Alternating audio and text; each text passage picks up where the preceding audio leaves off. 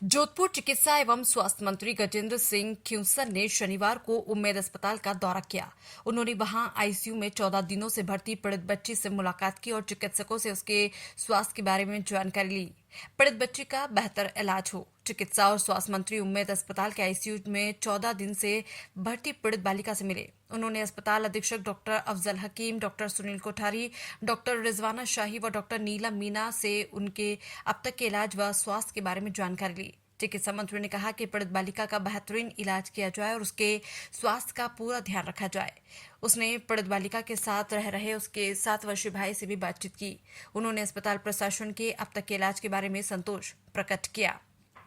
चिकित्सा मंत्री ने सुपरिटेंडेंट डॉक्टर अफजल हकीम को निर्देश दिए कि उम्मेद अस्पताल में एक अच्छा कैफेटेरिया मरीजों के परिजनों एवं अस्पताल कर्मियों के लिए शुरू किया जाए।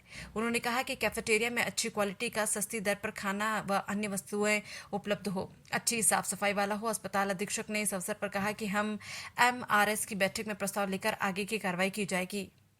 चिकित्सा मंत्री ने अस्पताल अधीक्षक से उम्मेद अस्पताल परिसर में चल रहे विकास कार्यों की प्रगति की जानकारी ली। अस्पताल अधीक्षक ने बताया कि अस्पताल परिसर में पीजी इंस्टीट्यूट व पीजी हॉस्टल का निर्माण कार्य चल रहा है, जो अंतिम चरणों में है। आगामी लगभग 1.5 माह में यह कार्य पूरा हो जाएगा। RSRDC द्वारा यह कार्य करवाया जा रहा है। महाराजा उम्मेद सिंह जी की मूर्ति पर माल्यार्पण किया। चिकित्सा मंत्री ने अस्पताल परिसर में स्थित महाराजा उम्मेद सिंह की मूर्ति पर माल्यार्पण किया एवं पुष्पांजलि अर्पित कर उन्हें नमन किया। अस्पताल में इस अवसर पर महात्मा गांधी अस्पताल के अधीक्षक doctor Fateh Singh Bhati, doctor Mohan Makwana, doctor Sandeep Chaudhary, लेखाधिकारी तेज सिंह व मोहन जोधा भी उपस्थित रहे। जोधपुर से मुख्य संपादक हनुमान सिंह राजपुरोहित की रिपोर्ट। हमने तो ऐसा जिंदगी में ना तो सुना ना देखा, और जिसने ये क्रूरता से और ये जो इतना इनह्यूमन एक्ट किया, वो तो मेंटली रिटार्डेड के अलावा कोई कर नहीं सकता है ऐसा। मतलब इतनी छोटी बच्ची और ऐसा करना कि मतलब इससे कोई मानवता में इससे कोई और नीचे गिरा हुआ स्तर हो ही नहीं सकता है। मतलब मैंने तो ऐसा कभी नहीं देखा। It is the worst situation मैंने ऐसी नहीं देखी है। छोटी बच्ची, तो इतनी प्यारी बच्ची है और सड़क पे सो रही थी, और वो क्या इतनी छोटी बच्ची के साथ आप सोच भी कैसे सकते हो ये चीज़ें। कितने साल की है वो? 2.5 साल की बच्ची है।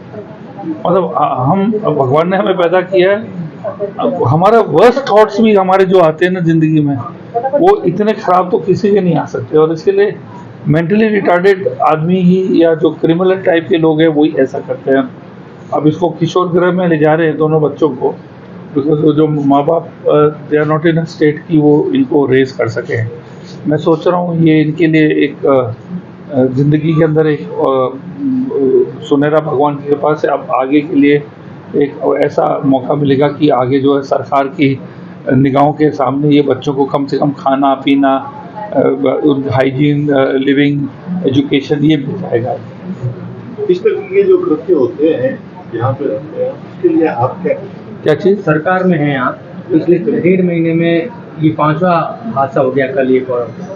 आप देखिए कि आप देखिए पूरे यहाँ का मत लीजिए, पूरे इंडिया का लीजिए, पूरे इंडिया का लीजिए कि जो जिस तरीके से ये जो आजकल जो लिबरल पोर्नोग्राफिक साइट्स और ये जो मीडिया के अंदर एक्सेस टू मीडिया है, इसने ये हमारी सोसाइटी को ख़राब कर दिया है। हमारा देश पीस लविंग स्टेट था। पुराने शास्त्र में देखो औरतों का सम्मान किया जाता था।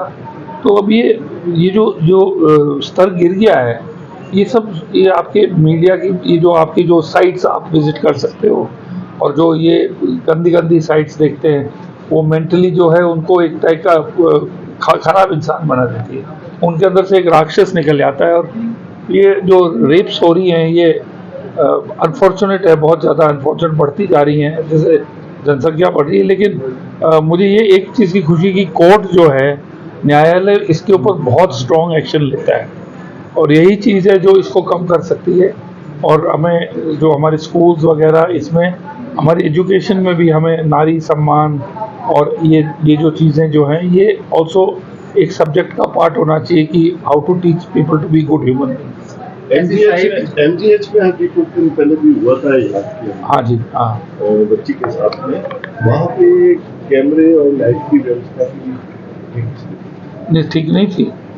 नहीं सर, कैमरे एक्चुअली पुलिस को सारे फुटेज जो दिए हैं हमने अपने कैमरों से दिए हैं। एक तो मैंने पूरे राजस्थान के हर हॉस्पिटल पीएचसी लेवल तक मैंने हमारे प्रशासन को एसीएस को बोला है, एक सर्टेन टाइम फ्रेम के अंदर हर हॉस्पिटल का हर कोना should be covered by CCTV camera. आजकल सीसीटीवी कैमरा महंगे नहीं है, ये मैंने इसको मैंडेटरी कर दिया है कि पीएचसी लेवल के अंदर भी कैमरास एक्टिव होने चाहिए। जहाँ पे भी आपके ब्लाइंड स्पॉट्स हैं उसकी कवरेज के लिए भी इनको सोचना चाहिए ताकि पूरी मॉनिटरिंग हो सके कि हॉस्पिटल में क्या हो रहा है। चिकित्सा के क्षेत्र में कोई नवाचार वगैरह?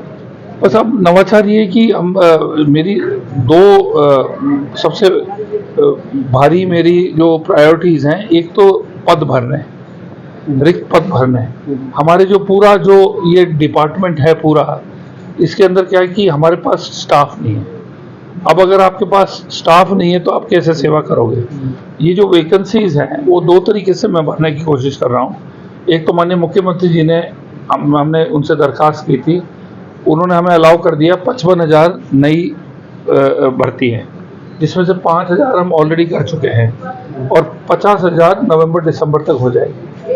जो पहले 5,000 जो भर्तियां हुई उसमें अभी तो असिस्टेंट रेडियोग्राफर्स और लैब टेक्नीशियंस की हुई है, हमने उनको सीधा राजस्थान पोर्टल पे डाल दिया। ठीक है, पोर्टल ने क्या किया कि वरीयता के अनुसार उनको चुना, फिर हमने सर्टेन फिल्टर्स लगा दिए।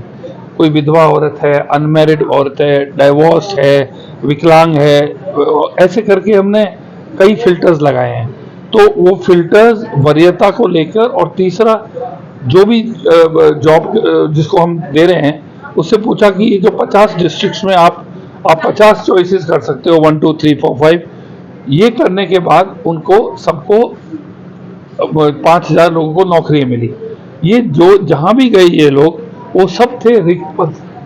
तो आपके 5,000 रिक्त पद भर गए हैं और 50,000 रिक्त पद जो है, जो अतिरिक्त जो लोग आएंगे उनसे भरा जाएगा। अब जैसे ही 95-97% लोगों ने ज्वाइन कर लिया तो मैंने सडनली मेरे माइंड में था, पर मैंने इसको बताया नहीं किसी को। एक बार ही ज्वाइनिंग हो जाए तो मैंने बोला कि जो भी लोग जहाँ पर हैं आपस में आप बदलाव कर सकते हैं।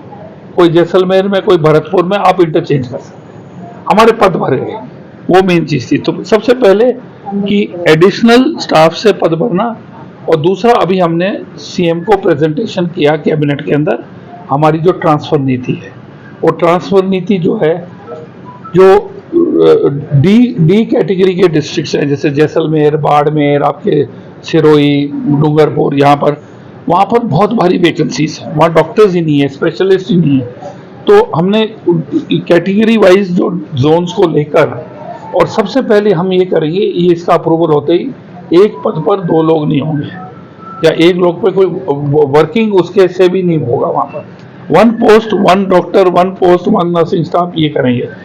ये दोनों चीज़ें करने से हमारी क्या है कि हमारी जो पद हमारे पास जाएंगे, नंबर 1। दूसरी जो माँ योजना है, जो पहले भामाशाह थी, फिर चिरंजीवी का